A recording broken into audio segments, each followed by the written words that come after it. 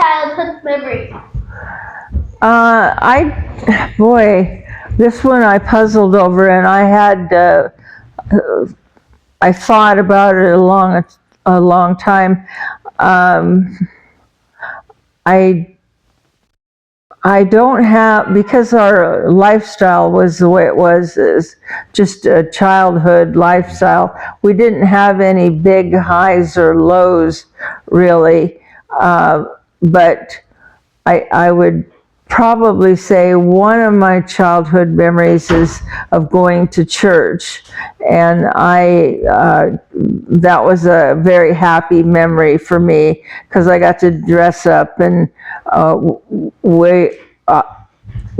walked down the railroad track, which was about half a mile long. Isn't that about right? Yeah. About a half a mile long. So that was part of the Sunday situation, being able to get dressed up. I liked dressing up. I didn't have any really, when our brothers came home from the military was another real happy memory.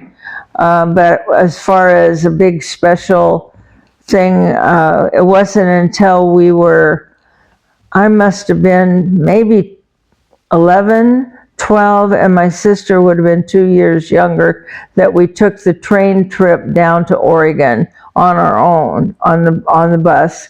I said train, it was on the bus.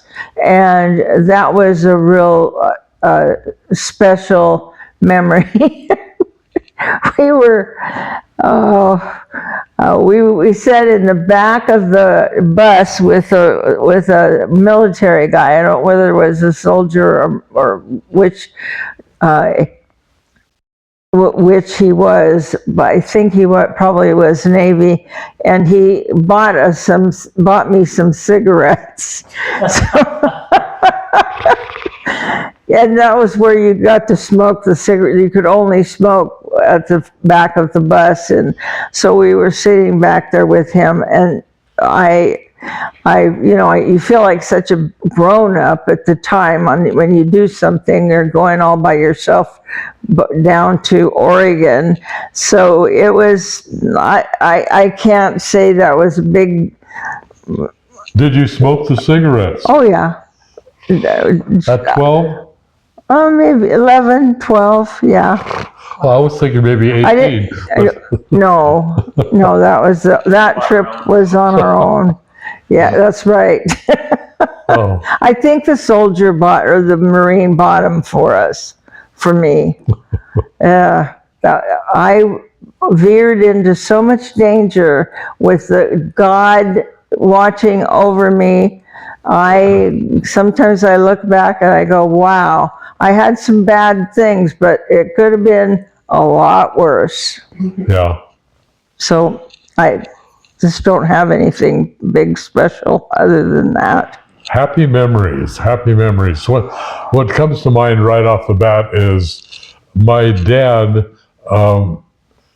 always had a way of making me feel valuable.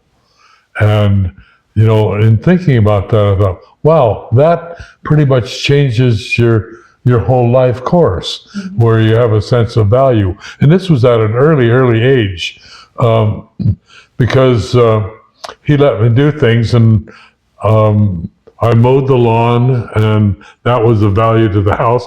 I fed the calves, so he would tell us what time we needed to come out, because you always fed the calves off the latest fresh cow, and so you had the colostrum. So we used that milk to feed the calves, and depending on where he was in his milk cycle. So we would come out to the barn, and he'd have the milk ready for us, and we'd feed the calves. And part of it was he would never start them. We would get the youngest calves, and so then he showed us once, and then it was our job to get them to start.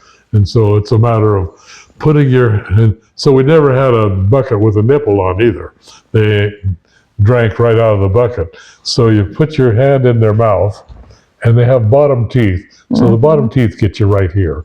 And then you get them into the bucket, and let them start sucking. Then you pull your hand out. Then they kick their head back out Right. so that you do it again before they figure out how to start doing that. But that sort of a thing made me feel value. Mowing the lawn, driving the tractor. He taught me how to drive the tractor early on.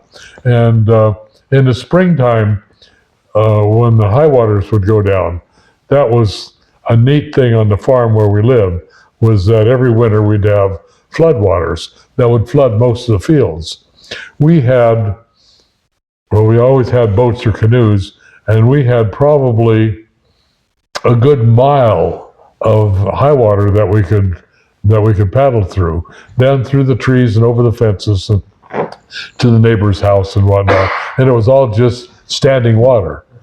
We even went in there one time, and a friend of mine had pumpkin seed hydroplanes with like they're an 8-foot long hydroplane, just like the big ones, with a 15-horse motor on the back.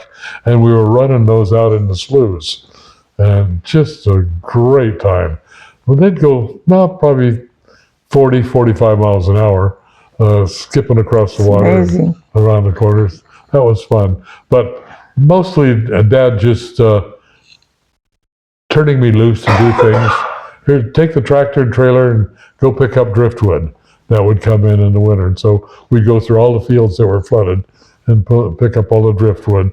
And then we'd take it over and dump it over the bank. And when it dried out in the late summer, we'd burn it. So just happy feeling of value doing things. And he always made me want to do those things, which ended up being work. And so, but it was a good experience.